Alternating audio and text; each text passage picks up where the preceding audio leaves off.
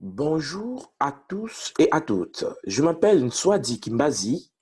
Je suis le Longi de l'école initiatique Kimuntu, école initiatique d'élévation de conscience.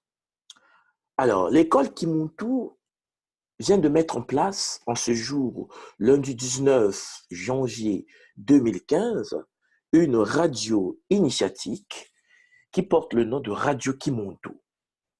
Et cette radio va lancer une série d'émissions réservées aux abonnés, bien sûr.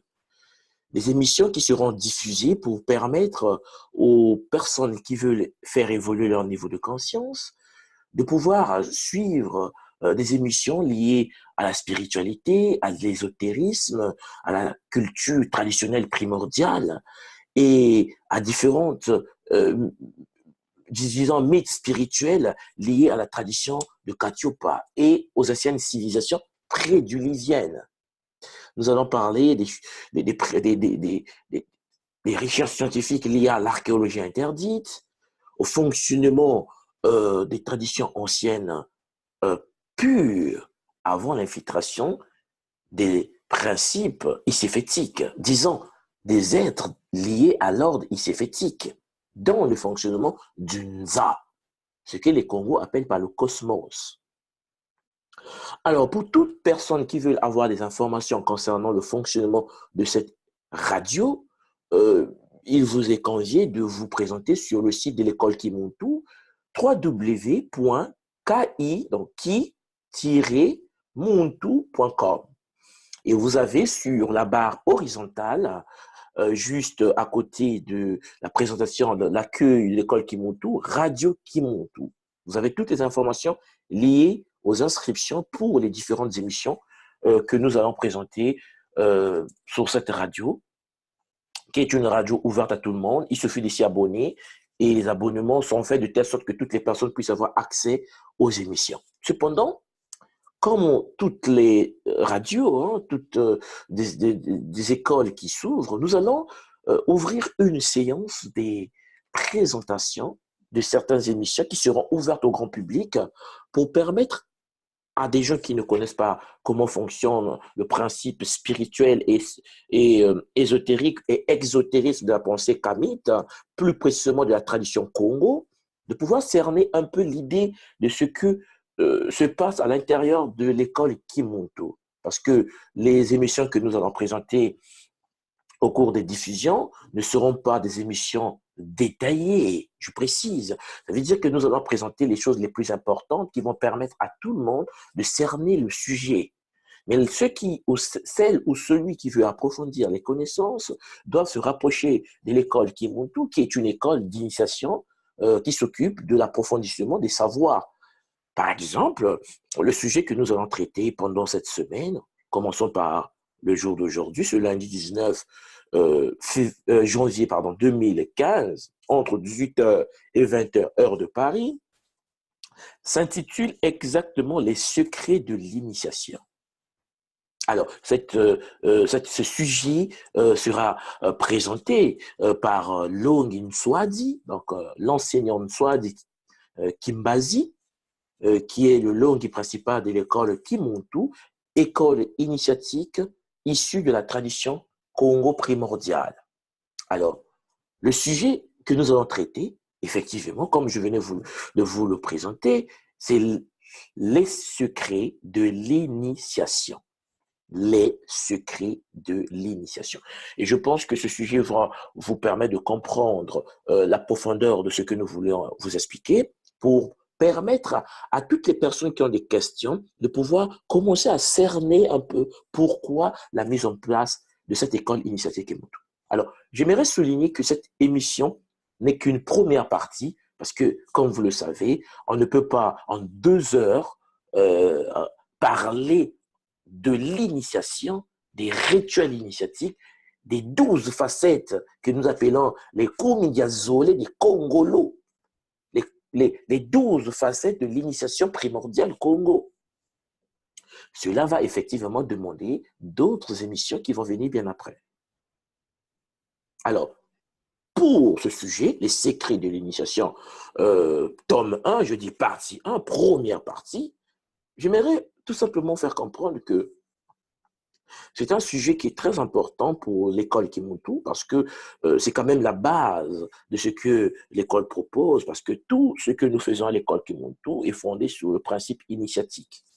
Alors, l'initiation est un sujet qui a toujours été entouré de mystères. Et je pense que beaucoup le savent aujourd'hui. Lorsqu'aujourd'hui nous parlons de l'initiation, cela peut paraître métaphysique, mystique, et cela fait peur à plusieurs personnes, mais l'initiation est la base de la vie. Le but donc de cette émission, l'émission de la radio Kimuntu, qui vous est présentée en ce moment par votre Mpangi Nswadi Kimbazi, aura pour fonction, le but de cette émission aura pour fonction, pour objectif, de permettre aux êtres qui ont toujours voulu savoir, ou disons, avoir des clés sur ce qui est réellement l'initiation, de pouvoir avoir cette base.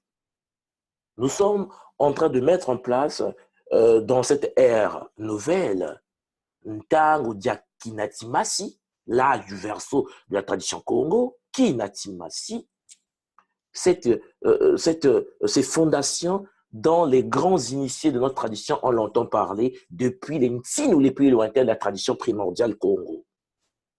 Alors, je dois être clair sur ce que l'on appelle le secret de l'initiation. Car, en effet, ce secret va être préservé. Comprenez bien que à ce moment précis où je suis en train de vous parler, je ne vais pas m'étaler à vous développer le secret caché du principe initiatique. Car ce secret n'est pas quelque chose que l'on souhaite voir caché ou voilé. Mon but ici n'est pas d'empêcher les gens de pouvoir comprendre ce qu'est réellement l'initiation. Non, ce n'est pas ce que je veux dire. Mais je ne peux en aucun cas vous révéler la profondeur du secret de l'initiation.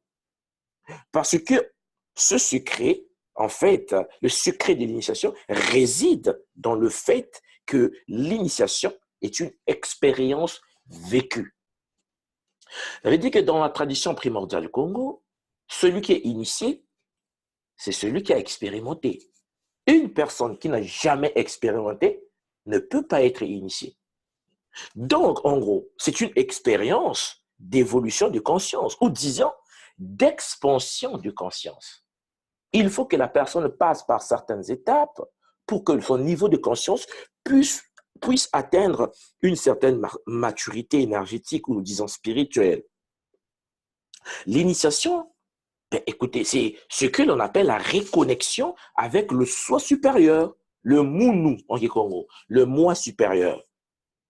Ce que nous appelons, nous, le supramental. Ça veut dire le Kimuntu. Voilà, d'où le nom de l'école Kimuntu.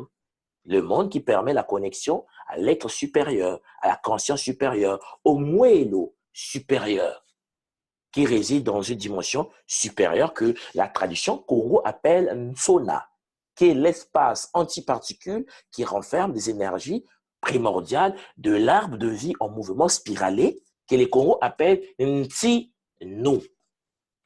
Alors, vous voyez bien qu'en ce moment, je pourrais vous faire une présentation sur les 4 univers multidimensionnels en partant de Nsona, de Nkandu, qui sont des univers antiparticules, et de leur contrepartie particule, Nsona, sa partie particule, que les Congos appellent univers ou espace Nkenge, et Nkandu a aussi sa partie particule que les initiés, les banzai, disons les savants de la tradition Congo, appellent Konso.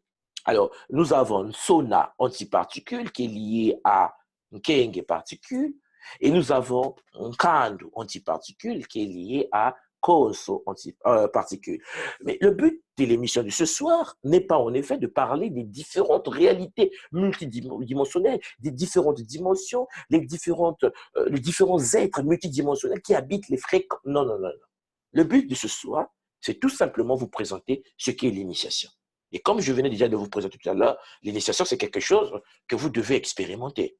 Ce n'est pas parce qu'une Nswadi va vous parler de l'initiation que vous allez avoir l'illusion de connaître l'initiation. Non, l'initiation ne se passe que par l'expérimentation. Parce qu'en effet, l'initiation permet de pénétrer des réalités supérieures, les dimensions, ce que les Congos appellent les Ntsi, qui sont en ce moment, pour les non-initiés, inaccessibles. Aucun non-initié ne peut avoir la possibilité de cerner ce qu'est réellement le Ntsi, les différents Ntsi, ce que nous appelons, nous, les dimensions. C'est impossible. Il faut passer par le processus initiatique, par l'expérimentation, pour avoir la possibilité de pouvoir cerner réellement ce qui est réel et ce qui est imaginaire et qui vient d'une pensée qui n'est pas réelle. Donc, il faut que cela soit clair dès le départ. Le but de cette émission est de parler de l'initiation. Alors, parler de l'initiation, c'est une chose, mais vivre cette expérience, c'est une autre chose. Parce que le fait que je vous parle de l'initiation, c'est un savoir que vous allez acquérir. C'est pour cela qu'à l'école Kimuntu, je le répète souvent avec les étudiants de l'école Kimuntu, qu'il y a une différence fondamentale entre le savoir et la connaissance. Le savoir peut être considéré comme étant le fait d'emmagasiner l'information contenue dans un livre, réciter, comme dit le professeur Bong Bassang, réciter la science des autres, ce n'est pas faire de la science. Ça, c'est un savoir. Vous êtes là à réciter le livre de Cheikh Anta Diop sur nationalité et culture, ou civilisation ou barbarie, vous récitez ce qui est à l'intérieur, cela ne veut rien dire parce que vous n'avez pas la connaissance de ce que vous dites. Parce que le savoir, c'est le fait d'avoir de l'information que l'on a pu acquérir par conférence, en récitant les livres, en regardant des vidéos sur YouTube, sur Dailymotion, ainsi de suite. C'est un savoir. La connaissance, naître avec, comme on dit en lingala, kobotamana. En fait, en gros, la connaissance renvoie à l'expérimentation du savoir. L'être qui a expérimenté le savoir a la connaissance de la chose. En somme, la connaissance renvoie à l'initiation. Dans la tradition Congo, les anciens nous enseignent que l'être qui est vivant, donc celui qui possède ce qu'on appelle au Congo l'uzengo, que je ne vais pas détailler dans cette émission. En fait, je vais directement dire que cela veut dire la vie, même si l'uzengo est plus complexe que la notion de la vie définie dans les dictionnaires, disons Larousse par exemple. L'être qui possède la vie est une personne qui a de la connaissance. La tradition initiatique Congo nous dit que celui qui n'a pas la connaissance est un être sans muela, en absence de l'âme multidimensionnelle. C'est une personne qui fonctionne sans connexion avec la matrice de l'âme, ce que nous appelons muela, qui n'est autre qu'une masse énergétique de personnalité résidant dans l'espace Nsona. Bon, vous comprenez bien que ces choses sont plus complexes que ce que l'on peut imaginer, mais en gros, comprenez ceci, que pour être un être vivant, connecté à la matrice de l'âme que nous appelons que Congo Muela, il faut avoir la connaissance. Cela veut dire l'expérimentation du savoir. Alors, dans le pouvoir initiatique, vous comprenez bien, il existe en effet des choses que je ne peux pas ou je ne peux pas arriver, je vais dire comme ça, à vous expliquer. Tout simplement parce que cela doit être vécu. Donc, l'idée ici, c'est d'inciter les gens à pouvoir se mettre sur cette voie initiatique pour que les frères et sœurs qui nous écoutent sur la radio Kimuntu, de pouvoir comprendre la profondeur de ce qu'ils ont à faire. Car il y a des zones dans l'initiation qui sont expérimentées et qui ne peuvent être comprises qu'à travers l'intuition, à travers les émotions. Comment voulez-vous qu'on explique le fait qu'on s'est positionné devant une entité qui a 2 têtes, 4 bras dans un monde initiatique? L'émotion ressentie à l'instant présent devant des êtres multidimensionnels est incompatible avec des mots, avec des vocabulaires, des mots que l'on ne peut en aucun cas trouver dans la 3e dimension. Donc, l'être a vécu l'expérience Mais si vous lui posez la question de qu'est-ce qui se passe, c'est quoi l'initiation, waouh, il va vous expliquer ce qu'il avait ressenti le jour qu'il a croisé les êtres multidimensionnels, les êtres vivant dans des différentes fréquences. Donc, la première raison, c'est ça. La complexité d'expliquer le terme initiation, ou bien ce qu'est l'initiation, le mot initiation, réside dans le sens où l'initiation passe exactement dans la phase de l'expérimentation. Donc, cela renvoie à une certaine connaissance. Le savoir, c'est ce que je vais essayer de vous donner ce soir. Un savoir qui va vous permettre, vous, de pouvoir ouvrir la voie vers un autre chemin de votre vie. Essayez d'expérimenter les choses plus complexes, plus intéressantes, qui sont accessibles à vous et à tout le monde. La deuxième raison, à part la raison de l'expérimentation, la deuxième raison qui rend difficile le fait de parler de l'initiation est l'aliénation spirituelle de notre temps. Alors, il faut que je puisse être clair là-dessus. Aujourd'hui, le monde dans lequel nous vivons est un monde qui n'a pas de sens. Je serai clair dessus. Ça veut dire que la notion initiatique, la notion de l'initiation dans le monde actuel n'a aucunement sa place. Lorsque vous parlez du mot initiation aux gens, directement, on vous considère de sorcier ou de féticheur ou de marabout ou, disons, de ndoki, une personne qui a des mauvaises intuitions, des mauvaises idées derrière la tête, alors que l'initiation est le fondement de la vie de l'être sur cette planète. Souvent, les gens ne se posent pas la question, quel est le but ultime de l'être dans la réalité terrestre? Nous ne faisons pas attention à ça.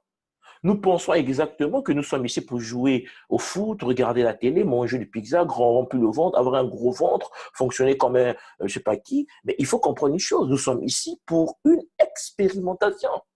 Le but ultime de la vie sur Terre, c'est ce que les Congos appellent Kunaka, l'ascension, le fait de monter vers des dimensions supérieures. Nous nous sommes dimensionnalisés, nous avons intégré les Nti pour expérimenter ce que nous appelons l'Uzingu. Et comme je viens de vous le dire tout à l'heure, l'Uzingu, littéralement simplifié bien sûr, la vie ne peut être possible qu'en accédant à la connaissance. Ça veut dire à l'expérimentation du savoir que l'on peut acquérir dans une réalité dimensionnalisée.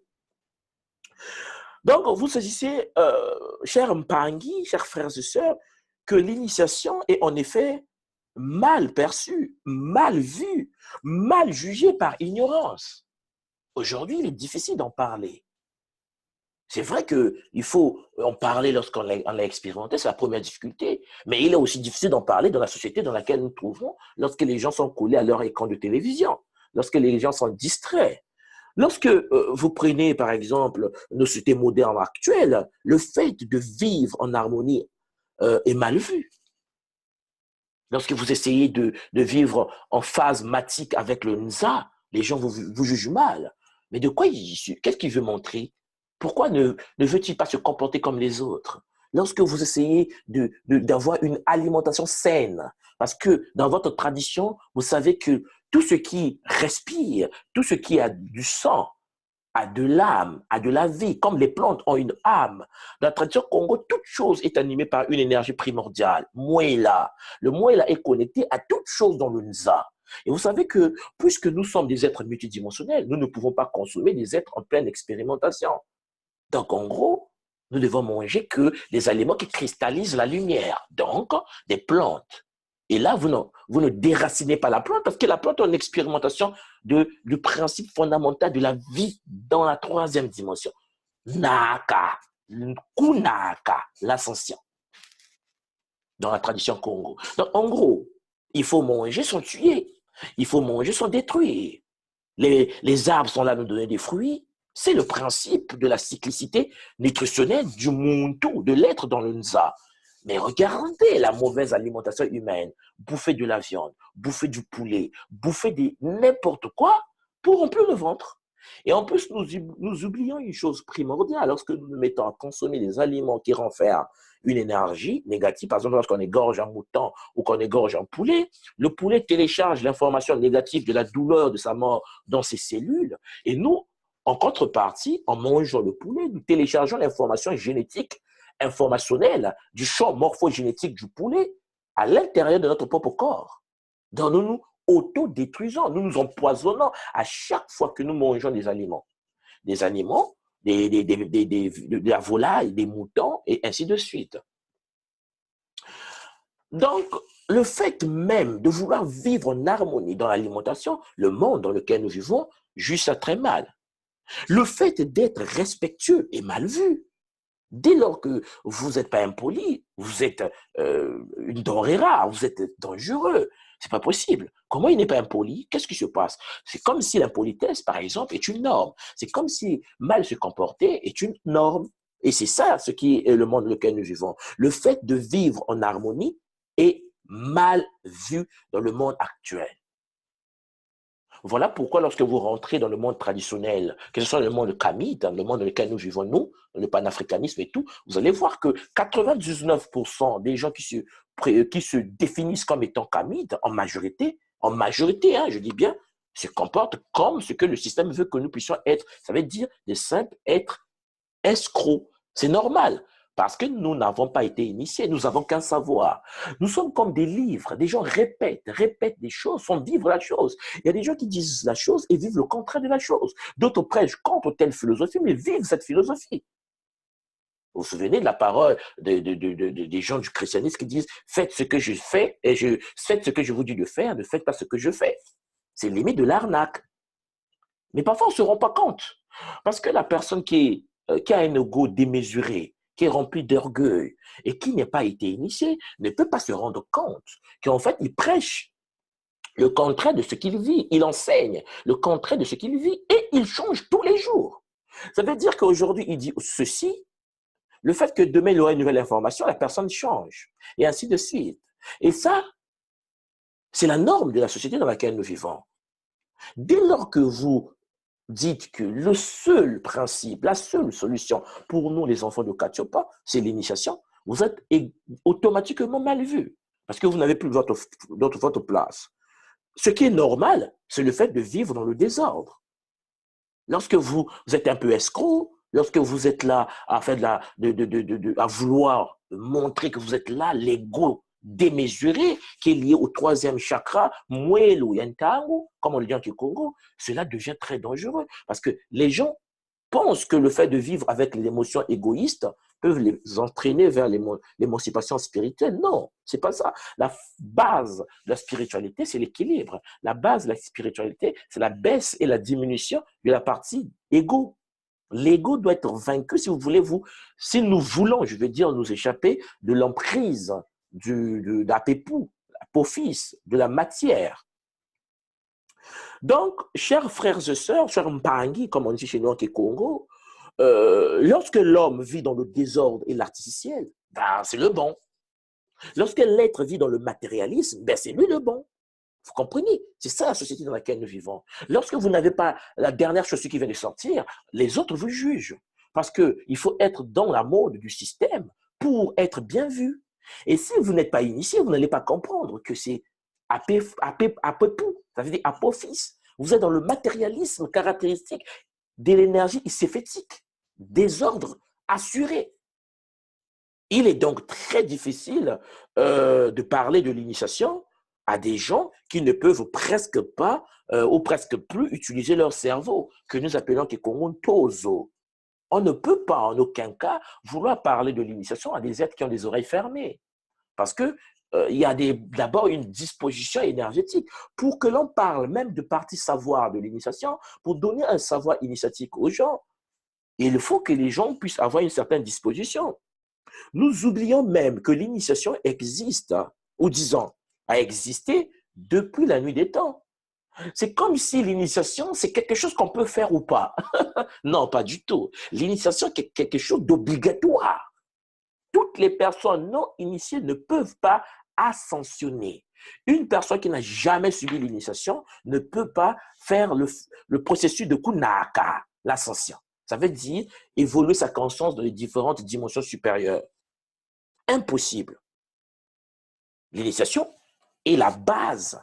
C'est l'éducation donnée par des ancêtres les plus lointains pour l'évolution de la conscience de notre réalité, qui est la troisième dimension. Dans le temps passé, par exemple, être initié était essentiel et primordial. Il fallait être initié pour pouvoir parler. Dans la tradition Congo, par exemple, les initiés qui étaient au Mbongi parlaient sans contradiction. Parce que les initiés savaient que la vie est une complémentarité. Nous sommes des êtres individualisés, issus de la source primordiale. Ça veut dire que nous sommes la manifestation individualisée de ce que les Égyptiens anciens appelaient Atoum. En gros, lorsque vous prenez une personne qui se comporte face à un leucoderme, par exemple, ce qu'on appelle blanc aujourd'hui, avec une certaine violence, lorsqu'on dit à un blanc, oui, moi je suis camite, je ne veux pas des blancs, vous ne vous rendez pas compte que nous sommes en train de détester une parcelle de Atoum. Et en contrepartie, nous faisons serviteur de la mat. C'est ça la contradiction du système. On ne peut en aucun cas prêcher mat et avoir de la haine, ou de la jalousie, ou de la méchanceté, même de la colère. Parce que le principe de l'immortalité dans la pensée traditionnelle initiatique Congo est acquise dès la nuit des temps. Tous les initiés de la tradition Congo savent que l'homme est immortel.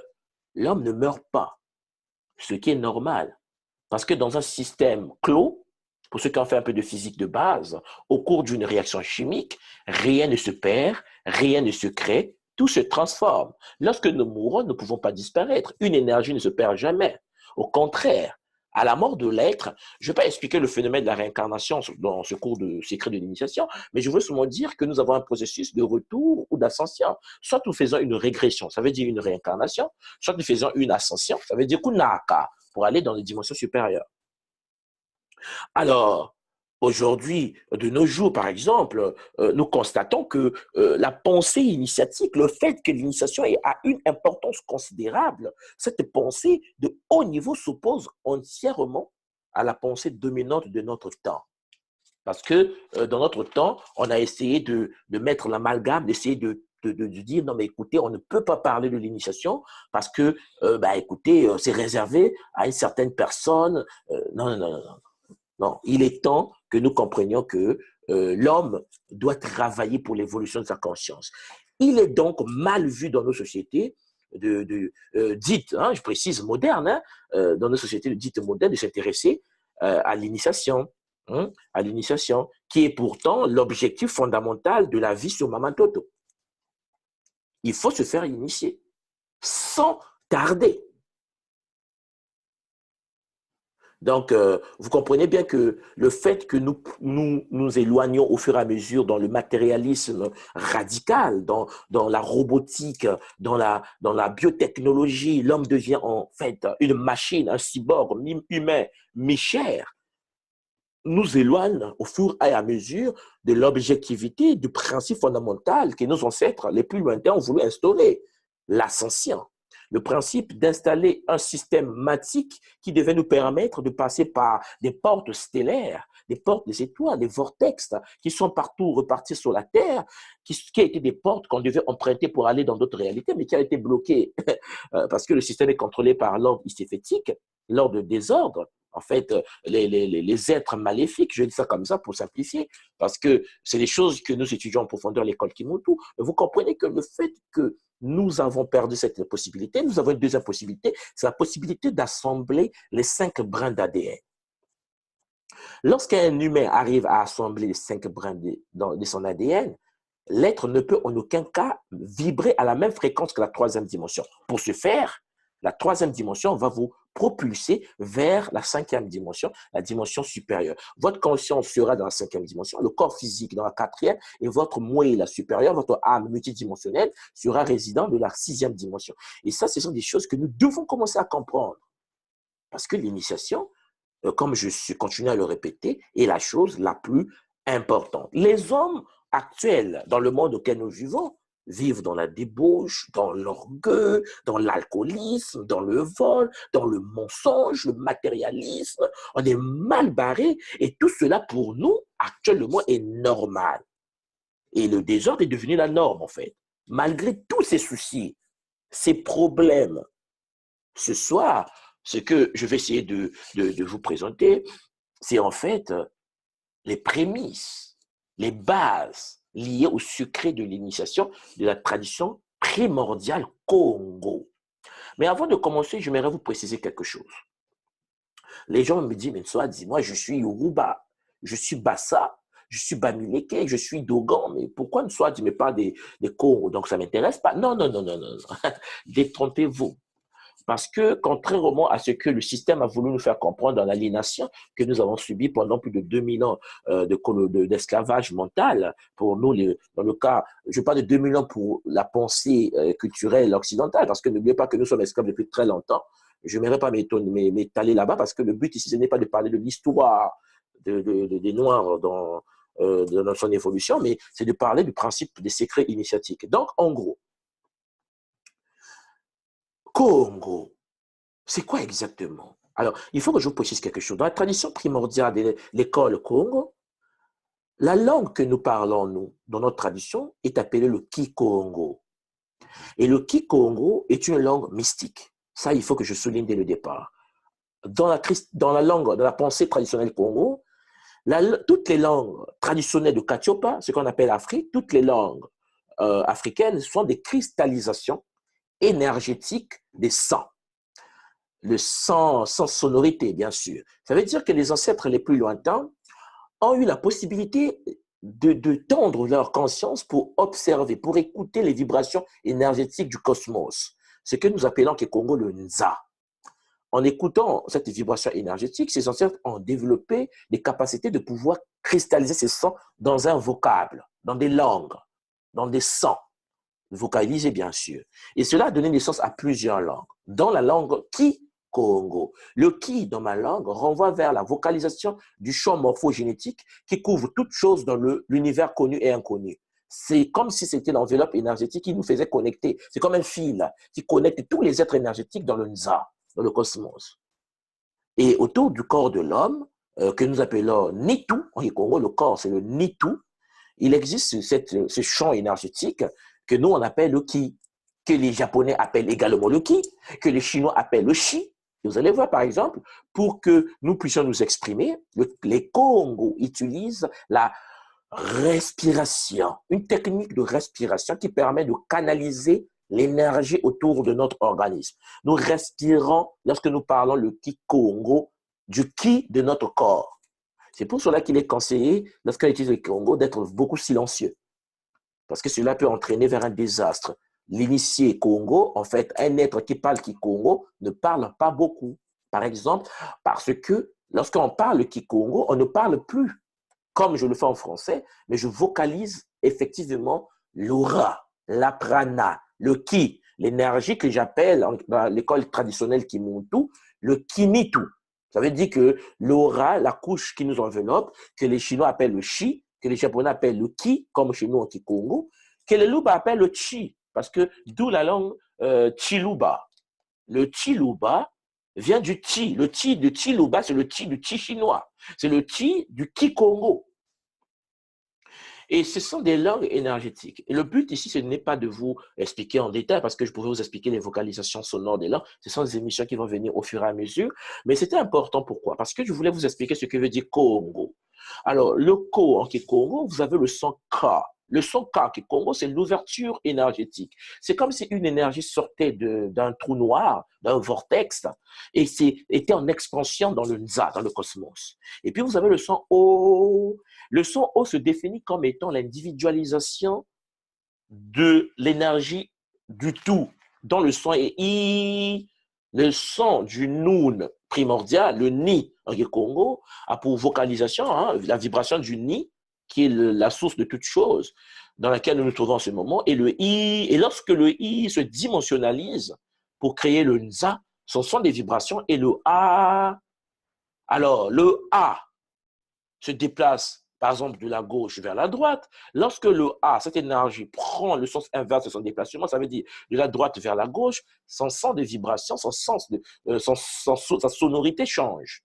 Il se comporte plus comme un A, il se comporte comme un O, et là, l'énergie repart vers le Singini, ce que nous appelons par le trou noir, le trou par lequel le monde primordial s'est projeté à travers une porte énergétique que nous appelons Singini pour devenir le Nza. Donc, quand je dis Ko en Kikongo, c'est en fait l'ouverture d'une énergie qui sort d'un trou, d'une porte énergétique multidimensionnelle et qui commence à s'étendre dans l'univers, mais qui sera canalisée parce qu'il y a un O, vous voyez, qui sera canalisé pour s'orienter vers le sens caché de la connaissance, qui est le Singini. En gros, lorsque je dis ngo en Congo, vous avez le son N. Le son N en Congo renvoie vers la conscience. C'est pour cela que nous, le Noun égyptien, en Congo, on l'appelle le Ni à l'école Kimonto. Le Ni, en fait, il y a le N qui est la conscience unique, parce que quand on enseigne souvent à l'école Kimonto, dans l'univers tout entier, il n'existe qu'une seule personne. Nous sommes uniques. Mais bon, c'est quelque chose qu'on explique en détail dans l'école Kimuntu. Donc, vous avez le son N, et ce son N que vous voyez là, à côté, il y a le G. Le G, c'est la force vitale, l'énergie vitale. Et vous avez le O, qui est une énergie du son individualisé dans le Nsa, mais qui repart vers le Singini. Hein? Je vous l'ai déjà expliqué. Donc, en gros, quand je dis Ngo, le Ngo renvoie vers une énergie vitale, la force vitale consciente, mais qui s'oriente vers le centre caché de la connaissance, qui est le Singini, pour repartir vers le Nzi. Bon, le Nzi, c'est ce qu'on appelle par le monde primordial avant dimensionnalisation. Alors, c'est vrai que je ne voulais pas vraiment aller dans tous ces détails parce que je n'aimerais pas que les gens s'embrouillent dans ce que je voudrais présenter ce soir, parce que le but, c'est de parler du secret de l'initiation, mais c'est important que je fasse cette parenthèse au Congo, pour ne pas que les gens se disent, mais soit je ne suis pas un Congo, moi je suis un Gabonais, pourquoi il me parle de Congo? Non, non, non, non. Congo, en fait, le Co renvoie vers la maîtrise de l'énergie, ça on l'a dit tout à l'heure, le fait de dompter, le fait de maîtriser, le fait de canaliser, c'est Ko, ok, Congo. Et puis, vous avez le Ngo. Le Ngo n'est autre que l'énergie primordiale consciente, mais qui s'oriente vers le centre caché de la connaissance, qui est le Singini. En fait, le Ngo a pour résidence l'univers Nsona, hein, l'univers dont je vous ai parlé au départ de l'émission. Ça veut dire, quand je dis Congo, je parle d'un être qui a dompté, qui a maîtrisé l'énergie cachée dans Nsona, ce qu'on appelle par l'Ntombe, l'énergie primordiale de la matière noire. Mais vous comprenez que dans l'école Kimuntu, on va plus en détail, mais bon, j'aimerais que vous compreniez ça. Donc, en gros, Congo n'est pas un peuple. Congo n'est pas une tribu. Congo est un état initiatique. C'est comme si j'étais un lieutenant et je passe capitaine. Ne me dites pas que le capitaine, c'est une tribu. C'est un niveau, c'est un galant, c'est une étape qu'on a traversée de sergent vers capitaine. Et c'est ce que nous sommes en train de, j'essaie de vous dire ce soir. Ça veut dire qu'un Congo est un dompteur de léopard. Parce qu'en Congo, dans la langue que nous parlons, le Ngo, qui est l'énergie vitale de la conscience primordiale qui s'oriente vers le centre caché de la connaissance, cette énergie-là, ce mot a été donné à un animal qu'on appelle le léopard. Et nous, on l'appelle le Ngo. Parce que le léopard, après étude métaphysique, a les mêmes caractéristiques que l'énergie vibrationnelle du Ngo, qui est dans l'univers Nsona. Alors, en gros, ce qu'il faut saisir, c'est quoi? C'est que l'être qui a maîtrisé les instincts les plus primitifs, les plus caractéristiques, le secret du comportement métaphysique du léopard, devient ce que nous appelons dans la tradition Congo un Congo, c'est-à-dire un initié de haut niveau. Et vous comprenez que dans la tradition Congo, il y a plusieurs niveaux initiatiques. Et j'aimerais souligner, toujours dans ma grande parenthèse sur ces choses-là, la tradition Congo dans le temps, donc l'école au Congo avait 3 départements. C'était une grande école initiatique, une institution, avec les mots d'aujourd'hui, je vais dire universitaire, qui avait 3 départements. Bon, en gros, au départ, il y en avait 4, hein, mais bon, après, il y a eu colonisation, donc je vais quand même commencer par les 4 et puis vous ramener vers les 3 et puis les 2 derniers qui sont restés. En gros, au départ, il y avait 4 grands départements qui représentaient les 4 univers métaphysiques dont je vous ai parlé au départ. Mais ce département initiatique, il y avait la grande école initiatique qu'on appelle les Lemba, hein, dont on peut détailler les caractéristiques, hein, et dont faisait l'école Lemba qui existe toujours aujourd'hui. Hein, quand vous arrivez au Congo Tianfwa, Congo-Brazzaville, il y a encore des Lemba, par exemple, dont est sorti l'initié Nsako Kimbembe, qui fait des livres intéressants sur la tradition Congo. Il sort de l'école Lemba de Ngunza, hein, les Lemba du feu divin, des maïstes, comme nous appelons ça à Brazzaville. Et puis vous avez les Kimpasi, un autre département qui formait des élites mystiques aussi. Et puis vous avez les Mbuelo, c'est encore un autre département. Et enfin, il y avait les Kinkimba. les Kikiba, c'était encore un autre département. Donc, on avait 4 départements universitaires qui formaient des élites métaphysiques dans la tradition primordiale du Congo. Vous savez que au-delà de l'Emba et le Kimpasi, qui sont encore vivants, les 2 écoles étaient les plus répandues parmi les tribus, enfin, parmi les départements, parmi les groupes initiatiques au Congo, je veux dire, qui formaient ce qu'on appelait les groupes des initiés. Parce que être Congo, c'est un état initiatique. On peut vivre au Congo, ou bien on peut naître d'un papa Congo, on n'est pas forcément Congo. C'est pour cela que vous allez voir en Égypte pharaonique, à Kenaton, les grands pharaons égyptiens s'habillaient en peau de léopard. Ou bien quand vous arrivez en Inde, vous allez voir Vishnu, Shiva, Krishna, qui sont les avatars de Vishnu, bien sûr, s'habiller en léopard. Ce sont des Congos, c'est-à-dire des dompteurs des léopards. Vous voyez bien que ça n'a rien à voir, de près ou de loin, avec Congolais. Que ce soit Congo de Brazza ou Congo de Kinshasa, ça n'a rien à voir. On peut être Luba, on peut être Swahili, on peut être Teke, on peut être Mboshi et atteindre le niveau initiatique Congo. C'est ça que je veux que les gens comprennent. C'est pour cela que vous voyez que je suis en train de vous parler de l'initiation, les secrets de l'initiation à travers l'école traditionnelle Congo. Et par exemple, les 2 écoles qui sont restées, les Lemba, par exemple, occupaient ce qu'on appelait le Nzadia Congo, en fait, le fleuve Congo actuel, toute la partie nord du fleuve Congo. Et puis, vous avez ce qu'on appelle le Kimpasi, qui était au sud, hein, qui est toujours au sud, je vais dire, mais malgré l'infiltration de la colonisation. C'était une grande parenthèse que je voulais ouvrir pour dire à toutes les personnes qui nous écoutent ce soir, ne vous sentez pas frustrés parce qu'à l'école Kimuntu, je vous précise, je ne vais pas donner les noms des étudiants, bien sûr, il y a des Gabonais que je salue en passant, les Ivoiriens, les Camerounais, les Sénégalais, il y a les Congolais, hein, quand je dis Congolais, les Angolais de Congo, Congo-Angola, il y a le Congo, Congo-Kinshasa et le Congo d'Anfoua qu'on appelle Congo-Brazzaville. Voilà, et donc, il y a tous ces gens, toutes les parties de l'Afrique qui sont intégrées à l'école Kimuntu, sachant que nous parlons bien d'une tradition qui permet d'atteindre un certain niveau de maturité spirituelle. Alors, revenons à notre sujet. J'aimerais souligner tout simplement que l'initiation, hein, toujours dans le sujet des secrets de l'initiation, que l'initiation, dans les anciens temps, était très associée à la mort. C'est ce que je voulais vous parler dans cette première partie. À la mort. Initiation et mort, ben écoutez, ces 2 notions étaient très liées. Par exemple, il y avait 3 niveaux d'initiation. Il existe 3 niveaux d'initiation. En fait, pas 3 niveaux, 3 types d'initiation. 3 types. La première phase initiatique, la première technique initiatique qui a été utilisée par les Aztèques en Amérique du Sud, c'était, ben écoutez, une initiation rituelique qui tendait vers la mort. Chez les Aztèques, par exemple, l'initiation arrivait jusqu'au sacrifice humain. Alors, vous allez me dire, waouh, moi, je ne vais pas me faire initier, je ne veux pas qu'on me tue. Effectivement, c'est parce que la conscience que nous avons aujourd'hui n'est pas la conscience que les anciens avaient à leur époque. Parce que le processus à leur époque n'était pas vu de la même manière que ce que nous voyons aujourd'hui. Parce que nous, la mort nous fait peur, mais pas eux. L'immortalité, ils savaient ce que c'est. Le sacrifice humain chez les Aztèques était une gloire au contraire. Pour celui, disons, le sacrifié, celui qui devait se sacrifier, celui qu'on devait sacrifier. Il était très content, sa famille était en fête, c'était extraordinaire que votre fils ou votre fille ou votre mari puisse se sacrifier, puisse passer par le sacrifice. C'était un honneur de se sacrifier. Ce qui n'est pas le cas, par exemple, de la tradition africaine. Je précise bien aztèque. Donc là, nous sommes en Amérique du Sud. OK? Alors, comment le sacrifié était-il sélectionné? C'est la question que vous avez posée, mais une fois, dit, mais oui, mais comment le sélectionner, ce monsieur qui devait, ou cette femme qui devait se passer par l'initiation, mais il devait perdre sa vie quand même. Hein? Comment le sélectionner? Alors, il y avait chez eux un jeu que vous pouvez voir sur Google. Vous tapez par exemple jeu de pelote. Hein, P-E-L-O-T-E, jeu de pelote. C'était un jeu de balle, comme le football, mais sauf que c'était le basket.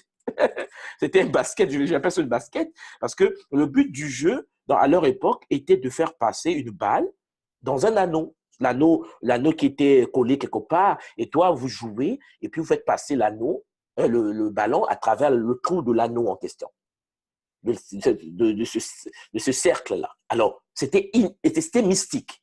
Le match n'était pas un match comme le basket ou le foot aujourd'hui. Hein. Aujourd'hui, il n'y a rien de sacré, vous comprenez. Mais ce que je veux dire, c'est qu'à leur époque, le jeu était fait d'un point de vue métaphysique, spirituel. Les gens le faisaient avec une technique très avancée. Donc, en fait, le vainqueur qui faisait faire passer le ballon à travers l'anneau était élu. On lui faisait boire après la victoire une boisson sacrée, une boisson spirituelle, une boisson mystique qui a été préparée par des grands initiés de la société traditionnelle euh, et qui le permettait de rentrer dans un état second que nous on appelle un PV. Voilà, un PV. Et l'être, suite à la consommation du breuvage sacré, rentrait dans une phase de transe hypnotique, je veux dire, un état altéré de conscience. Et là, lorsque la personne rentrait dans cet état d'altération de conscience, la personne changeait. Alors, il faut que je précise que chez les Aztèques, il y avait dans leur structure métaphysique spirituelle, hein, il y avait ce qu'on appelait les 9 étapes de la spiritualité. Dans la pensée aztèque, l'homme devait traverser 9 étapes pour atteindre la maturité spirituelle. 9 étapes. Cependant, vous comprenez bien, chers frères et sœurs, chers Mpangi, parce que moi j'aime bien le mot Congo Mpangi, parce qu'il y a un sens quand même à ce mot, chers Mpangi, 9 étapes. Et donc, le mort devait passer devant chaque porte. Et dans les 9 étapes en question, devant chaque étape, il y avait un gardien. Il y avait un gardien qui était là et qui veillait à ce que le mort puisse respecter les principes afin de traverser la porte. Dans le cas contraire, vous êtes refoulé, vous réincarnez. Voilà. Il y avait 9 étapes. Alors, cependant, l'être, la personne qui, par des techniques mystiques, spirituelles, très avancées, en jouant au pilote, au jeu de pilote, qui arrivait à faire passer la balle à travers l'anneau, et ça, je vous précise, c'est du mystique de haut niveau. Hein, je vous parle de techniques métaphysiques liées au soleil. Il y avait des choses extraordinaires qui se passaient dans la tradition aztèque. Et donc, celui qui arrivait à respecter, à mettre en place une figure géométrique métaphysique liée à la géométrie sacrée et multifractale du Nza, disons du cosmos, faisait passer la balle à travers ce trou-là. Donc, ce n'était pas un jeu, parce que les autres aussi étaient des grands mystiques. Il fallait arriver à faire ça. Et donc, celui qui arrivait à passer, à mettre la balle, devait, après consommation du breuvage initiatique, rentrer en transe hypnotique qui devait lui permettre d'être sacrifié.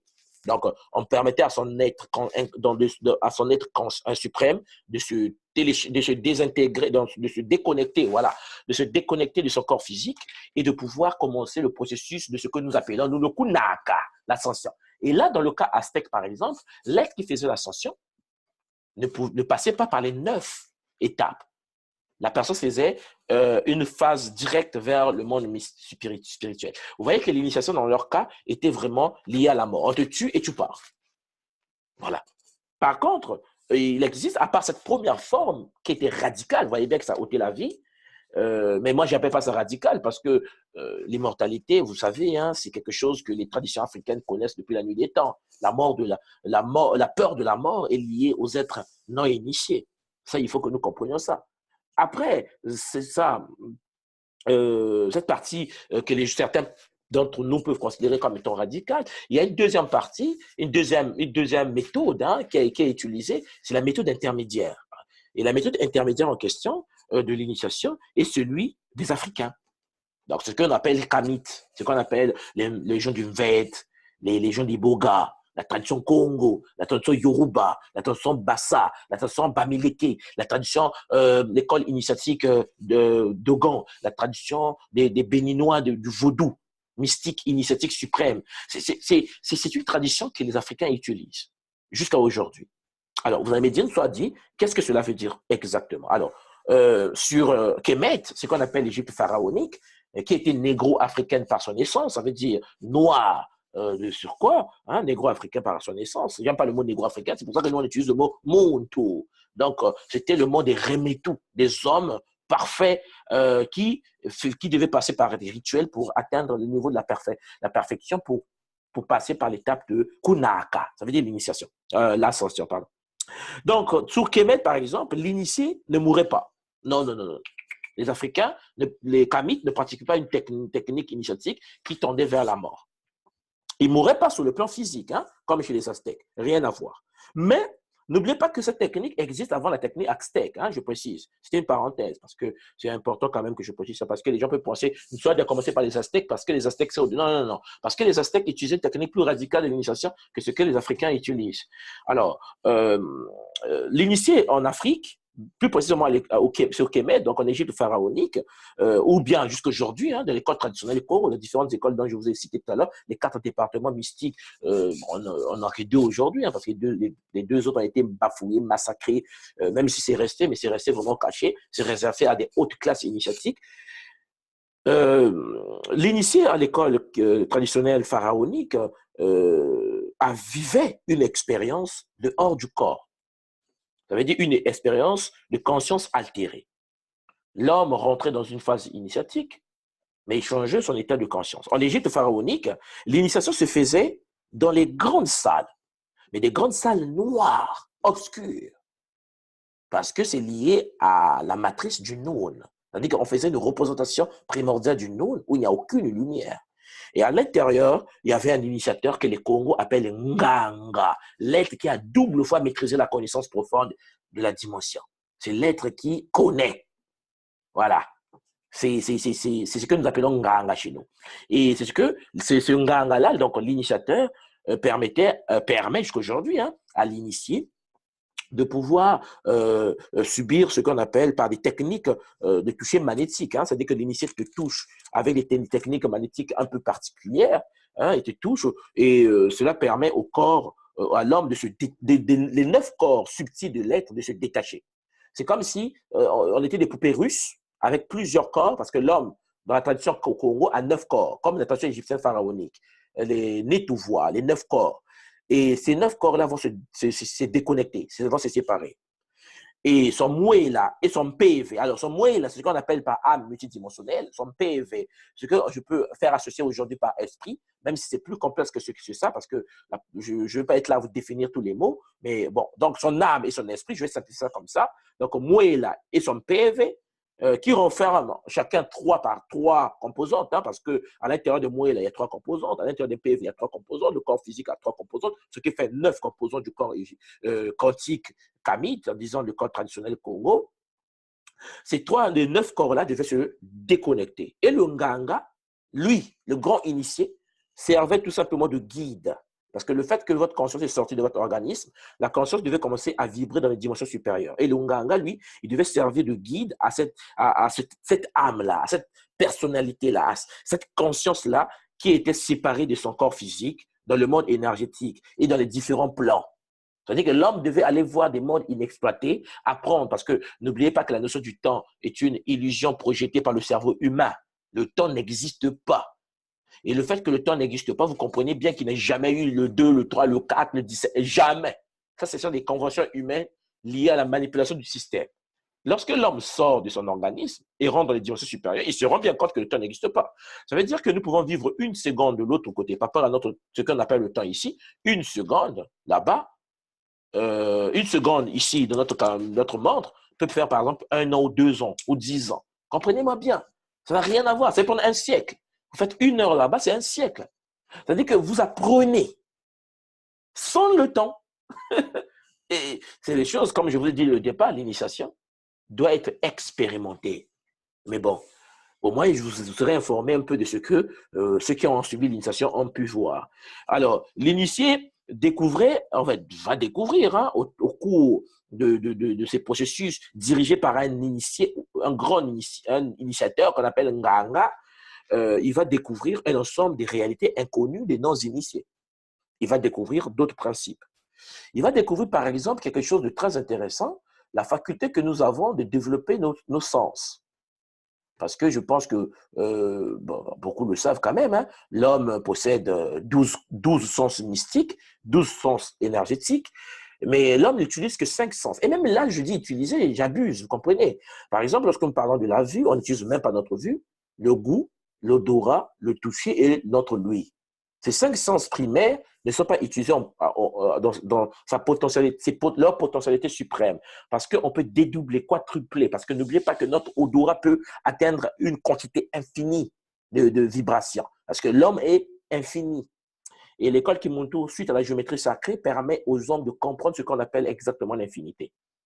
Donc, en se fondant sur ces 5 sens primaires, il existe 7 autres sens qui sont liés, ce qu'on appelle les sens supérieurs de l'homme. Par exemple, le sens de la télépathie, la capacité de se communiquer par la pensée, de lire la pensée de l'autre ou d'écouter la pensée de l'autre. La télépathie est un sens et beaucoup ne l'ont pas parce que ce sont des sens qui sont éveillés automatiquement dès que vous êtes initié. Vous avez par exemple le sens de la transfiguration, hein, qui donne la capacité de la bilocation, c'est-à-dire la manifestation holographique multiple. Vous pouvez être plusieurs endroits au même moment. On va dire, non, mais on a vu un tel de l'autre côté. Mais on l'a vu de l'autre côté. Mais la personne peut dormir dans sa chambre. En fait, cette capacité-là. Vous avez par exemple le sens de la transmigration, qui est la faculté de faire des projections de la conscience hors du corps. Vous êtes chez vous dans la chambre, vous projetez au salon, vous projetez au Congo, vous projetez partout, par la pensée, sans pourtant quitter votre corps. Ce sens-là, le sens de la transmigration est très important. Vous avez par exemple le 4e sens, le sens de la transmutation. C'est la faculté de changer de forme à volonté. C'est que il y a une école qui est très intéressante sur Kachopa, ce qu'on appelle les Anyota. C'est une école, je suis en train d'écrire des documents dessus pour l'école Kimuntu, l'école des léopards, les hommes léopards. Dans l'école des Anyota, mais je ne vous parle pas des hommes qui domptaient le léopard, là. Je vous parle des hommes qui ont la capacité de muter en léopard. Et ce n'est pas les seuls. Il y a des gens en Afrique qui ont la capacité de muter en boa. Il y a des gens qui ont la capacité de se muter en crocodile, qu'on appelle le totémisme, qui est une chose très développée sur le continent. Cependant, il faut être initié. Alors, pour le non initié, ça peut faire peur. Mais comment on peut se muter en léopard? Comment on peut se muter en aigle? Mais écoutez, c'est le secret de l'initiation. Comment voulez-vous, un non-initié, comprendre ce qui est réservé aux initiés? Il faut goûter d'abord pour comprendre. Et puis, il faut découvrir le secret. Parce que toutes ces choses-là sont des choses qui sont simples, mais il faut l'accepter. Parce que c'est ça l'étape supérieure de l'homme. Et il y a par exemple le sens centrifuge. C'est la faculté de faire des projections électriques qui permet au Muntu de pénétrer les différentes dimensions. Ça veut dire que je suis un être de la 3e dimension. Lorsqu'un être est initié, étant de la 3e, vous pouvez descendre dans la 2e et dans la 1re dimension. Et vous allez découvrir que dans la 2e et la 1re dimension, les gens vivent là-bas. Les gens. Voilà, j'exagère pas là. Les gens vivent là-bas. Ah, bon, pour le savoir, écoutez, il faut commencer les enseignements, bien sûr. Alors, donc, ce qu'on appelle par le sens centrifuge, c'est la pénétration, mais il faut sortir de là, parce que pénétrer dans une dimension, c'est oui. Mais comment faire pour sortir de là? Il faut cependant se dire ce qu'on appelle par les sens centripèdes. Les sens centripèdes, c'est la faculté de faire des accroissements magnétiques. L'autre, c'est l'accroissement électrique. C'est-à-dire que vous développez l'électricité dans votre corps, ça vous permet d'ouvrir les portes. Par contre, pour revenir de ce côté, il faut avoir ce qu'on appelle par les facultés magnétiques, qui permet au Muntu de sortir des dimensions où il a été rentré par la capacité des sens centrifuges. Donc, il y a les sens centripèdes. Okay? Après, le dernier sens supérieur, c'est le sens de la connexion et de rentrer comme vous voulez dans n'importe quelle dimension que les Égyptiens anciens appelaient le Merkaba. Alors, beaucoup m'ont posé la question, mais soit dit le Merkaba, est-ce que c'est pas juif? Est-ce que c'est pas occidental? Non. Non, non, non. Réveillez-vous, ce n'est pas du judaïsme, du juif, ce n'est pas de l'occidental. Merkaba, c'est africain, c'est kamite. Je vais même exagérer, c'est Congo. Voilà. Quand je dis Ka, à tous les Congos, ils comprennent ce que ça veut dire. Quand il dit Ba, Bantu, bateau. Quand il dit le Ba, les Congos initiés savent ce que ça veut dire. Bon, le mot mairie, excusez-moi. Cela renvoie vers l'âme, l'amour, l'aimer, Méri amant, Myriam. Vous comprenez bien que ça n'a rien à voir avec les Juifs. Le mot Merkaba est un mot africain. Et il y a un sens lié au corps humain, c'est le 7e sens qu'on appelle le sens du Merkaba. Vous avez ce qu'on appelle, en plus, le sens Merkaba a été développé par Djéouti. En fait, c'est l'être qui nous a donné la connaissance de ce sens-là, Djéouti, que certains appellent Thoth, et d'autres l'appellent Hermès Trismégiste. Ça veut dire le 3 face saint. C'est un grand ancêtre qui était soudanais, et qui nous a ramené la connaissance du Merkaba. Et à l'école Kimuntu, on étudie les techniques d'accélération de brins d'ADN à travers la technique du Merkaba pour avoir ce sens-là. Et donc, ceux qui pensent que c'est parce qu'ils entendent les Juifs dire Amen ou Amin, que Amin c'est leur mot, non, il faut se réveiller. Imana, c'est un mot africain. Hein? C'est un mot africain. Amani, Imani, c'est africain. C'est Swahili, c'est nos langues à nous. Et le problème, c'est que l'ignorance fait que nous pensons que lorsque nous disons Amen, c'est occidental, c'est oriental, c'est juif. Non, non, non. C'est pas parce que l'autre a pris nos langues que nous pensons que ça n'appartient pas à nous. Merkaba est un sens spirituel africain. Même du mot même, Merkaba est africain. Utilisé aujourd'hui par l'école initiatique juive, bien sûr, de la Kabbale. Mais c'est un mot africain par son essence. Et l'approfondissement de ces mots-là, ben, écoutez, les études, les enseignements sont faits à travers l'école Kimoto. Donc, en gros, les 12 sens sont développés à travers l'initiation. Vous voyez? Donc, l'être dans l'école initiatique traditionnelle égyptienne passait par ces étapes pour éveiller les 12 sens, pour éveiller ses capacités. Et l'initié, lorsqu'il découvrait les différentes réalités parallèles, l'initié dans l'Égypte pharaonique, bien sûr, il faisait 3 jours. 3 jours. Vous comprenez d'où viennent les 3 jours de Jésus? C'est africain. 3 jours, l'être était en transe. Il était hors de son corps, dans un état altéré de conscience. Et pendant 3 jours, après les 3 jours, il réintégrait son corps physique. Et vous comprenez bien qu'il y avait un rituel, hein, une technique rituelique que je ne vais pas vous expliquer pendant ces 2 heures, mais il y avait une technique rituelique qui permettait à l'homme de comprendre, de se réanimer, hein, de se réanimer. Ah, donc, après la réanimation de ce monsieur, de cette dame, de l'initié, le nouveau initié était ce qu'on appelait le 2 fois né. Hein, ce qu'eux ils appellent un Keri Shesheta. Un Keri Shesheta, en égyptien ancien, c'est un initié, un maître de secret. Alors, il fallait maîtriser les 4 éléments. Il fallait maîtriser le feu, il fallait maîtriser ce qu'on appelle chez nous Tia, Mbao, en Congo. Il fallait maîtriser Mamba, de l'eau. Il fallait maîtriser ce qu'on appelle Mumpepe, l'air. Il fallait maîtriser Ntoto, la terre.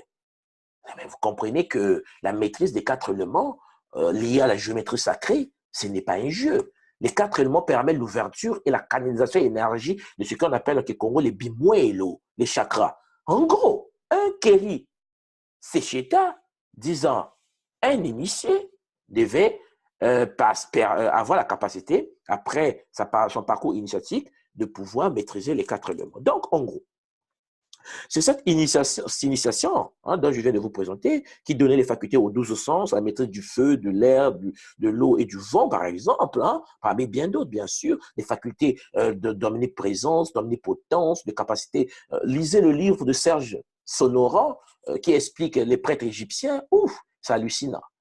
Hein, les prêtres égyptiens avaient la capacité par leurs doigts de transformer un arbre en humain. Excusez-moi, lorsque nous voyons des gens gueuler ou crier à Paris comme étant des grands super guerriers de la pensée africaine, le prêtre égyptien transformait un arbre en humain. Et ça se passe aujourd'hui. Descendez en Afrique, vous allez voir que ça me fait parfois rire quand j'entends que l'Afrique est sous-développée. L'Afrique, attention, l'Afrique n'a jamais perdu sa force, n'a jamais perdu son niveau mystique. Sauf que ça ne se trouve pas dans les capitales. Ce qui est normal, les capitales, c'est l'Occident. Mais dans nos villages, où l'Occident n'est pas encore arrivé, parce qu'il y en a beaucoup comme ça, l'Afrique est en activité. Donc, la découverte des différents plans énergétiques par soi-même est la chose la plus importante. Le fait que l'homme sort du corps et va découvrir, être enseigné par des êtres multidimensionnels est très important. J'aimerais souligner tout simplement qu'à l'origine du christianisme, par exemple, le christianisme sacré, hein, je précise, avant que l'ordre iséfétique infiltre cette religion, parce que le christianisme a quand même eu son essence en Égypte pharaonique, lorsque la Grèce a créé ce qu'on appelle Serapis Christus, hein, la fusion de Hadès et de Horus, pour ceux qui connaissent un peu l'histoire, les prêtres égyptiens, il y a des temples chrétiens en Égypte pharaonique depuis la nuit des temps. Le christianisme en Afrique est plus ancien que le christianisme en Occident. Je parle du christianisme monophysiste primordial, de l'orthodoxie copte jusqu'en Éthiopie. Cela n'a rien à voir avec le Vatican, rien, de loin de près, rien à voir, ni avec les protestantismes, avec le business, je veux dire. Mais dans la religion primaire du christianisme, par exemple, hein, lorsqu'on était, comme on est, dominé par des Grecs, parce que lorsqu'on est dominé, bah, écoutez, il faut le muter, on a muté, donc on ne pouvait plus faire des cultes osiriens, donc on a commencé à faire un nouveau culte. On a gardé quand même des principes osiriens, parce que le christianisme a sa fondation du culte d'Osiris, hein. Il n'y a rien à faire. Les preuves sont là, l'école initiatique essaie de, Initiatique et Montou propose des cours dessus, mais ce que j'aimerais souligner, c'est que le baptême se faisait, par exemple, dans le christianisme sacré initial, de la même manière. Parce que le baptême, en fait, qu'est-ce qui se passait dans le baptême primordial? Le baptême, c'est le fait d'immersion. On plongeait l'être dans de l'eau, dans une rizière. Et donc, lorsqu'on prenait la tête de la personne, on plongeait dans l'eau, et au moment où le croyant, hein, l'être qui se faisait baptiser, devait vraiment mourir, ça veut dire que la personne suffoque, hein, la personne est en train de mourir, la personne meurt, ce qu'on appelle les NDE. La personne sort de son organisme pendant un certain temps. Dès lors qu'on comprend que si l'on continue à rester dans l'eau, la personne ne va plus revenir, qu'est-ce qu'on faisait? On faisait sortir la personne de l'eau et on réanimait la personne. Et c'est ça le baptême chrétien initial. Et vous comprenez bien que les NDE, hein, vous pouvez taper sur Internet, les NDE, NDE, les morts, les gens qui meurent dans les hôpitaux un peu partout dans le monde et qui reviennent dans leur corps physique, ils reviennent avec des potentialités, la clairvoyance, des choses comme ça. Et l'être baptisé, par exemple le christianisme copte initial, devenait un chrétien. Ça veut dire un gardien de mystère, ce que nous appelons nous, le Keri-Shesheta, en égyptien pharaonique. Donc, parce qu'à son retour, la personne n'était plus pareille. L'initié développait des nouvelles facultés, ce qu'ils appelaient les dons spirituels. Ouais, mais bon, le catholicisme aujourd'hui, le baptême, c'est 2 gouttes d'eau sous la tête. Vous comprenez la différence? Ça n'a rien à voir avec ce que les ancêtres ont laissé comme principe fondamental. Donc, en gros, la personne qui revenait au christianisme avait les capacités de guérison, une autre vision sur la mort, mais bien sûr, parce que la personne a subi la mort. Bon, comme je vous l'ai dit, 1 seconde dans l'eau ici, peut-être c'est 200 ans de l'autre côté. Donc, la personne, le chrétien, revenait avec des facultés. Et donc, ceux qui, par exemple, se moquent du christianisme doivent faire attention, ou du christianisme, hein, je dis même du judaïsme, bien sûr, doivent faire attention parce que, à l'origine, ce sont des cultures qui ont été falsifiées, mais ce sont des cultures africaines par essence, mais qui ont subi des infiltrations. Je suis d'accord. C'est pour cela qu'on préfère puiser dans la source primaire qui est chez nous, au lieu d'aller puiser dans une source extérieure qui a été falsifiée, parce qu'on ne connaît même plus où est la vérité, où elle n'est pas. Alors que c'est venu de l'Afrique, donc c'est mieux d'aller chercher à la source. Donc, le christianisme, je le souligne, en passant, est d'ascendance africaine, ok, hein, comme le judaïsme et même l'islam, primaire. Mais après, bon, infiltration ici-fétique, bien sûr. Alors, parce que ceux qui connaissent un peu l'histoire d'Akhenaton connaissent d'où vient le judaïsme. Donc, c'est des choses que je ne vais pas m'étaler à expliquer ici, parce que ce n'est pas le but de l'émission de ce soir. Ce n'est pas le sujet de ce soir, bien sûr. Mais, dans les prochaines émissions, nous allons y revenir. OK. Alors, ça, c'était la forme intermédiaire. La forme intermédiaire qui est la forme pharaonique. Après, pour finir, il y a une troisième forme qui existe, c'est la forme la plus courante, la forme, disons, moderne. La forme moderne qui est beaucoup utilisée par les écoles spirituelles occidentales. Ça veut dire, c'est une forme qui est liée au symbole, au symbolisme. Alors, on prend la personne, on allonge la personne sur un lit, on le met un drap blanc dessus, et qu'est-ce qui se passe? On dit à la personne de méditer, on lui dit des paroles de puissance, des paroles de pouvoir, on lui fait comprendre qu'il faut faire un vide de l'esprit dans la méditation, des choses comme ça, de se retirer à l'intérieur d'elle, voilà, et ça représente le symbole de la mort, des choses comme ça. Bon, je précise tout simplement que ce n'est pas une mort corporelle, hein, comme chez les Aztèques, ce n'est pas une mort des changements d'état psychologique de conscience comme chez les Africains, mais c'est une forme symbolique. Voilà, c'est une forme symbolique et il y a également des effets surnaturels. Hein. Je précise parce que ceux qui connaissent le pouvoir de la pensée savent que par la pensée, on peut modifier son état de conscience.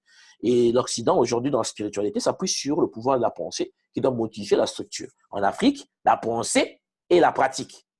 Voilà, ça veut dire que tu sors du corps, il n'y a rien à faire. Tu sors du corps, tu expérimentes et tu reviens. Vous voyez, c'est 2 tendances différentes. Donc, vous saisissez bien qu'il existe 3 formes d'initiation. Nous avons l'initiation radicale, la mort, le cas des Aztèques. Vous avez l'initiation intermédiaire, le cas des Africains, changement d'état de conscience, la possibilité de séparer les 9 corps, et les 9 corps doivent expérimenter la connaissance suprême. Et vous avez la forme symbolique, qui est la forme occidentalisée aujourd'hui, la spiritualité. Et quand il dit occidentalisé, souvent, quand vous rentrez dans les loges comme la maçonnerie, la Rose-Croix, ben, souvent, on te met même dans un cercueil, on ferme le cercueil, on dit oui, voilà, c'est choses comme ça. Mais dans le chamanisme, par exemple, amérindien, c'est africain. C'est-à-dire que l'homme sort du corps, il n'y a rien à faire.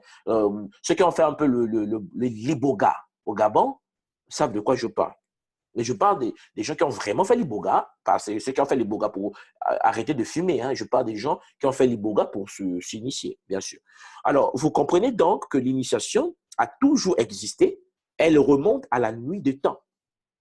Ce processus-là a toujours été là. L'éducation en Afrique, c'est automatiquement l'initiation. Une personne non initiée, ben, n'existe pas. En fait, n'existe pas. J'abuse, hein, vous comprenez, j'exagère un peu. Mais une personne non initiée n'a pas accès au savoir et au secret, et donc on ne peut pas parler. C'est pour ça qu'il est étonnant aujourd'hui de voir des gens dans le monde africain aujourd'hui qui essaient de donner leur point de vue sur des choses intéressantes, l'économie, la pauvreté, le chômage, le mystique, la spiritualité africaine, sans pourtant être initiés. C'est parce qu'il a lu un livre. Et en plus, il dit la science a dit. Et la science qui dit n'arrive qu'à interpréter 4% de la réalité. Hein. Je précise, hein, parce que vous savez bien que la science occidentale actuelle ne regarde que 4%, parce que 96% de la réalité est considérée comme étant remplie de matière et d'énergie noire. Invisible à la science actuelle, universitaire occidentale. Écoutez, c'est pour cela que moi je conseillerais aux gens de se rapprocher du grand savant Bang Bassang du Cameroun, ou des grands initiés comme Cré de Moutoua de l'Afrique du Sud, pour essayer de comprendre le secret de l'initiation, au lieu de se perdre dans des connaissances de 4%. Et l'être qui a 4% de connaissances, ça veut dire qu'il détient une science qui ne voit que 4% de la réalité, essaie de discuter avec un initié Bamileke, ou Bassa, ou Congo, ou Yoruba, ou Chiluba, ou Ngala, qui maîtrise 360 degrés du cercle avec une connaissance de 100% de la connaissance sacrée. Non mais attendez, Bangui, vous comprenez bien qu'il y a un problème. Le problème, c'est que nous ne sommes pas humbles. Il faut que nous puissions nous rapprocher de nos yeux. Et j'ai publié un article sur le Facebook de l'école Kimuntu, hein, mystère de l'initiation de Kachopa. Et dans l'article, je précise effectivement qu'il était peut-être temps pour nous, pour des gens qui ne sont pas encore initiés, par exemple, de se rapprocher des grands initiés qui sont chez les Dogons, chez les Fang, hein, en Côte d'Ivoire, vous passez chez les Ashanti. Les initiés sont là. Les vieux sont là et ils nous attendent pour nous ouvrir les portes mystiques de l'initiation. Et l'école Kimuntu, parce que c'est quand même de ça qu'il s'agit, est là pour nous aider à comprendre certaines choses. L'initiation, en fait, est un processus qui vient des premiers hommes de la Terre. Lorsque l'humain côtoyait encore des divins, ça veut dire que lorsque la Terre était dirigée par des êtres multidimensionnels, l'éducation sur Terre était initiatique. Un non-initié dans la société ancienne, traditionnelle, plus précisément l'école Congo, était considéré, ou vu, je veux dire, comme un aveugle, comme un sourd, comme un être impulsif, comme un homme dangereux pour les autres.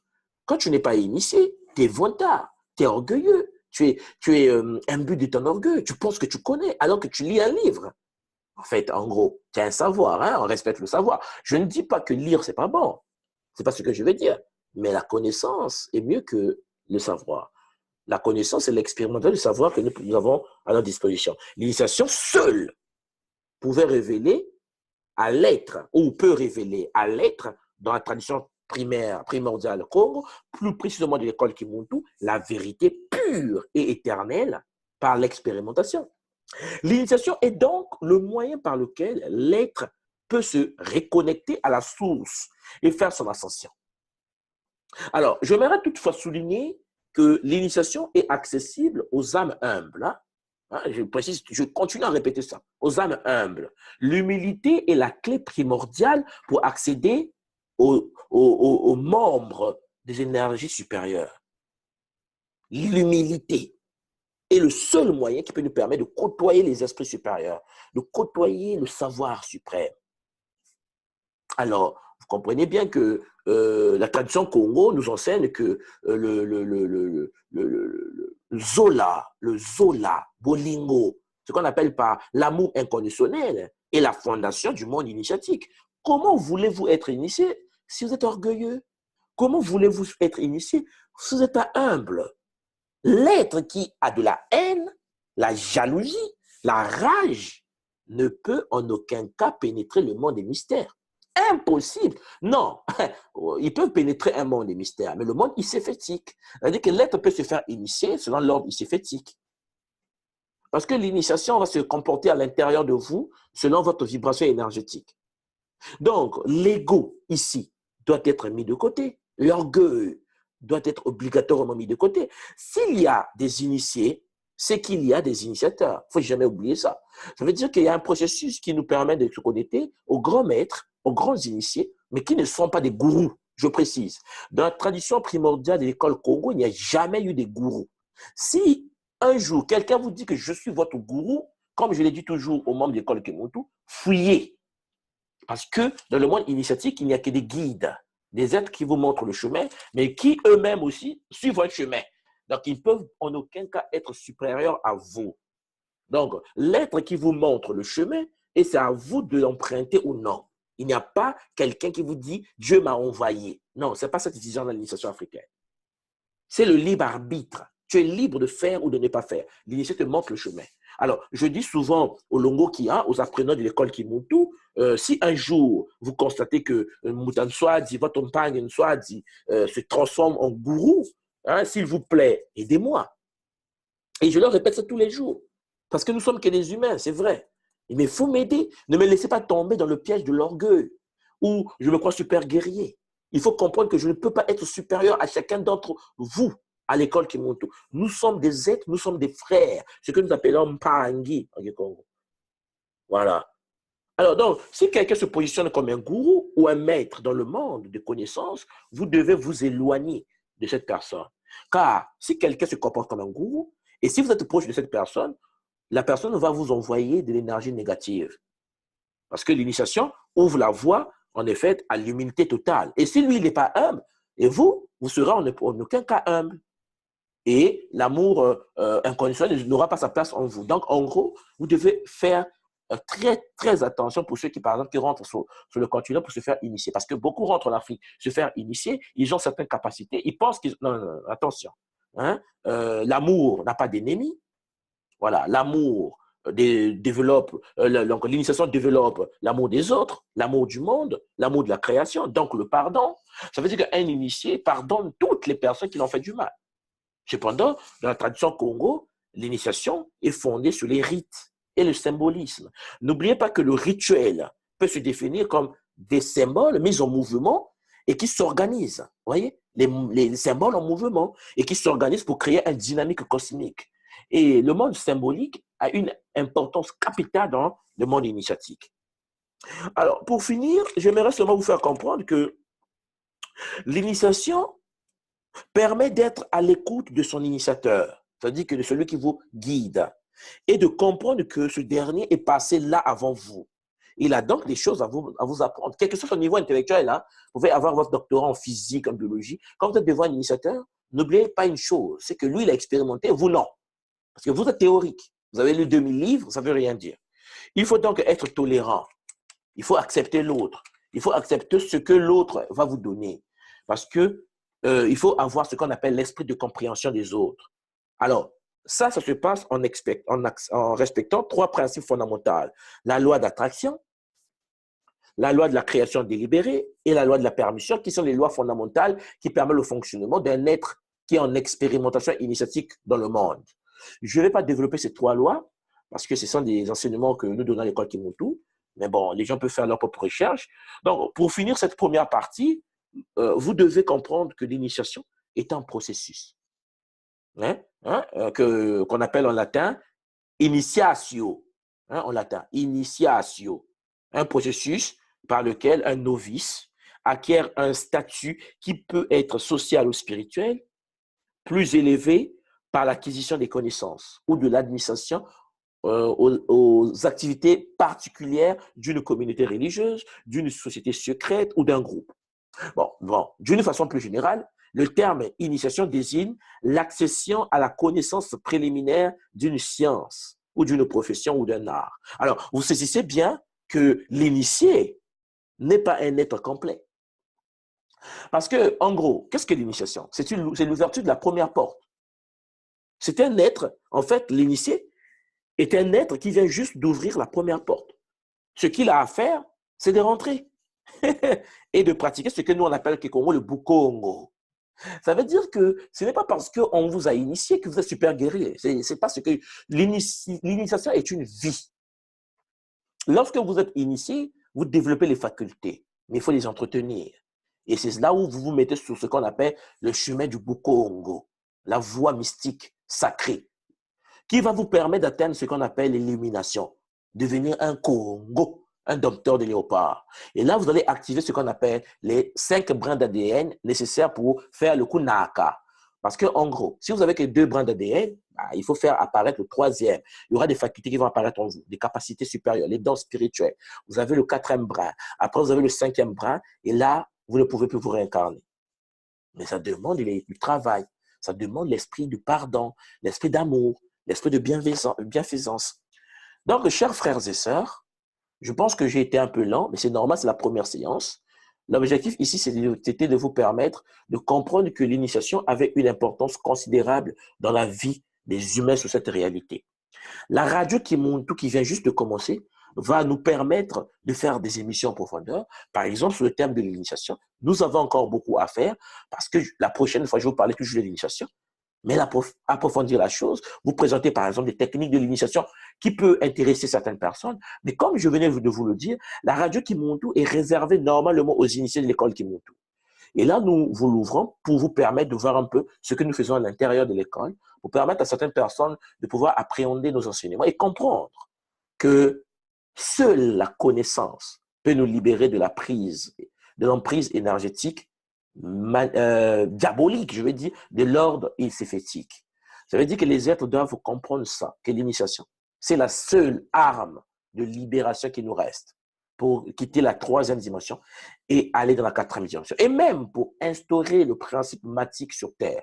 Parce que vous allez vous voir qu'au fur et à mesure que je vais avancer dans les missions de l'école Kimuntu, et je souhaite que ça puisse avoir de l'impact, parce que c'est vrai que si nous constatons qu'il y a peu de personnes de l'extérieur qui écoutent les Kimuntu, on sera dans l'obligation de le ramener à l'intérieur et ça va continuer à être réservé aux membres de l'école. Mais bon, l'idée ici, c'est de permettre à tout le monde, même ceux qui ne sont pas membres de l'école Kimuntu, de s'abonner et de pouvoir, en n'étant pas membre de l'école, pouvoir avoir accès quand même aux enseignements de l'école Kimuntu. Parce qu'on va étudier quand même des choses comme l'envoûtement, les femmes de nuit, les voiles noirs, le pouvoir de la pensée, des choses comme ça, le développement personnel, selon la tradition primordiale Congo, que je vous ai présenté tout à l'heure, qui n'est pas une tribu, mais qui est un niveau de conscience. Et donc, c'est quelque chose qui peut nous aider d'évoluer vers l'avant. Donc, je vous remercie beaucoup. C'était en effet votre cher frère Mpangi Nswadi Kimbazi. Je suis le Longi de l'école initiatique Kimuntu, école initiatique d'élévation des consciences, dont la fonction principale est de nous faire entrer dans l'ère primordiale de Kinatimasi. Ça veut dire l'âge du Verseau, dans Kimbangu, le grand prophète de notre tradition, et les autres prophètes initiatiques très anciens ont annoncé. Et nous sommes là pour ça, pour aider tout le monde de pouvoir percevoir qu'il est temps pour eux, pour nous, de quitter la position dans laquelle on se trouve. Merci beaucoup. Je vous remercie. Ingeta. Tenons bien et nous allons vaincre. Merci. Au revoir.